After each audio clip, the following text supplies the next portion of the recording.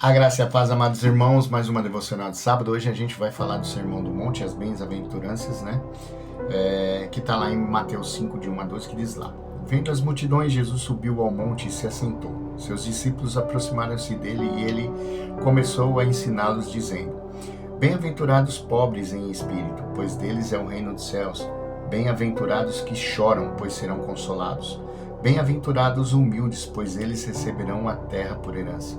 Bem-aventurados que têm fome e sede de justiça, pois serão satisfeitos. Bem-aventurados misericordiosos, pois obterão misericórdia. Bem-aventurados pobres de coração, pois verão a Deus. Bem-aventurados pacificadores, pois serão chamados filhos de Deus. Bem-aventurados os perseguidos por causa da justiça, pois deles é o reino dos céus. Bem-aventurados serão vocês, quando por minha causa os insultarem, os perseguirem e levantarem todo tipo de calúnia contra vocês. Alegrem-se e regozijem-se, porque grande é a sua recompensa nos céus, pois da mesma forma perseguiram os profetas que vieram antes de vocês. Então, o Sermão do Monte, irmão, é o maior discurso de Jesus registrado nas Escrituras, né? Antes de ensinar, Jesus sobe ao monte e seus discípulos se aproximam dele, né? Esse detalhe não é por acaso.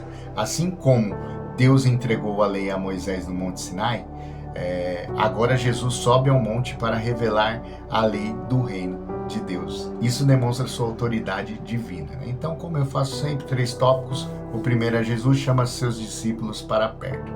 O texto diz que ao ver as multidões, Jesus subia ao monte, né, assentou-se, e os discípulos se aproximaram.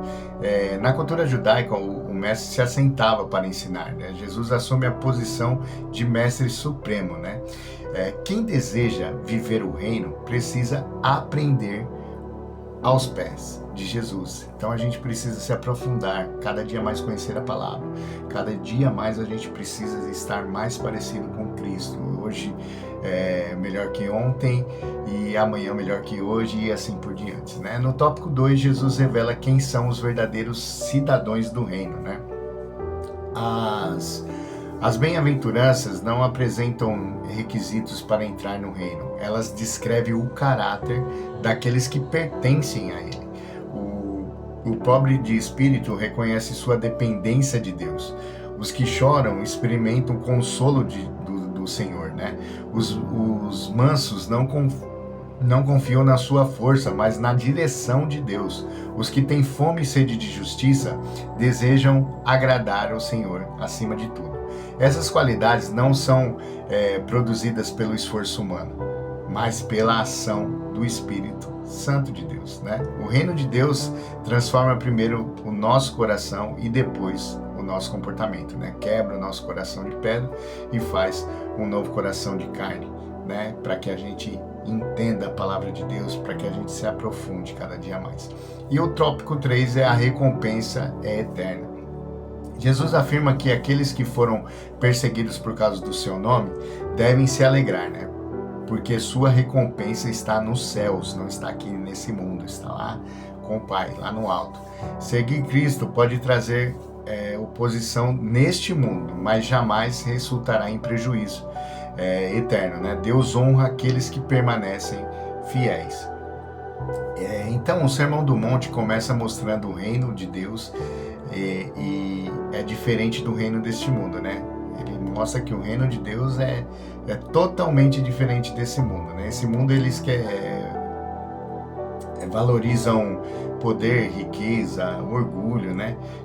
Jesus valoriza o quê? Que está falando aqui: humildade, dependência e santidade, né?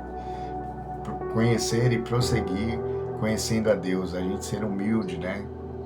Dependência total de Deus, a gente parar de usar a força dos nossos braços, né? Agora eu quero fazer, como a gente está sempre fazendo, uma pergunta para vocês, né? O seu caráter, o meu caráter, tem refletido o reino de Deus ou os valores deste mundo? Né? A gente está vivendo uma vida segundo a vontade de Deus ou segundo a vontade do mundo? Né? A gente está querendo, ou tá igual em Apocalipse, né? Deus querendo nos vomitar, né, da sua boca, porque a gente não está frio nem quente, né? A gente fica com um pé na igreja e um pé no mundo ali, né? Então é isso, né? Se o seu caráter tem refletido o reino de Deus ou os valores deste mundo? Pensem, analisem, depois orem sobre isso, né? O reino de Deus não começa quando mudamos de lugar.